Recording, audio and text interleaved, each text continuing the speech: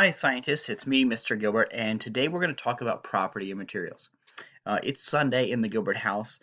Sunday, we have a set routine.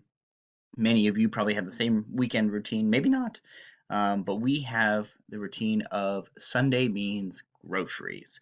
So, Sunday, about mid afternoon, we go grocery shopping. Um, so, we're going to talk about grocery bags today, which is perfect because I just unloaded about 15 to 20 grocery bags inside the house. Now, grocery bags are made out of different materials, and we've talked a lot about how, excuse me, how different materials or different objects are made out of different materials for certain purposes. Well, I have some different grocery bags today. Let's see if I can. I have the standard grocery bag made out of this material. This material would be some sort of a light plastic. And yes, it is the Market Basket. Uh, More for your dollar. Because when I am brave, I do go to Market Basket on Sundays to grocery shop. So this is a plastic grocery bag. You've probably had these just about any grocery store that you've gone to. All right, so that's that grocery bag.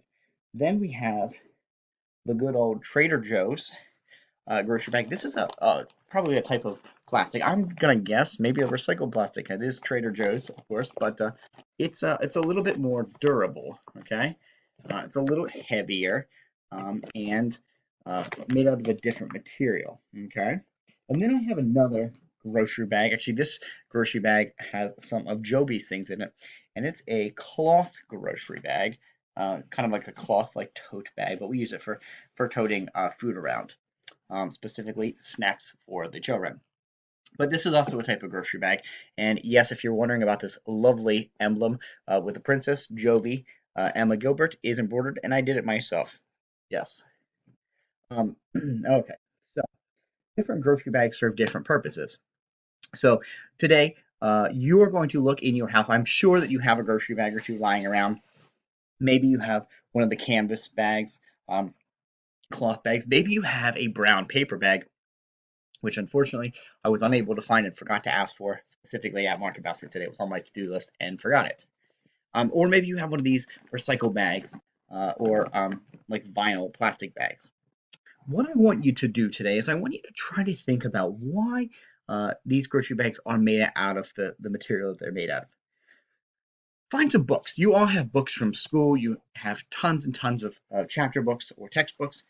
Put some books in a bag. Which could hold more books without breaking? Do you think it's the plastic bag? Maybe this could hold a few books. I don't know if it would hold a lot. I want you to test that. Do you think the plastic bag would hold more books, or maybe the cloth tote bag? The cloth bag. Would the plastic vinyl bag hold more than the cloth? Think about what the material is made out of. Think of how it's constructed. Which is going to break first? I mean, this is plastic, and I can easily, whoops, make it break. But I can also easily put things in it and expand the plastic, right?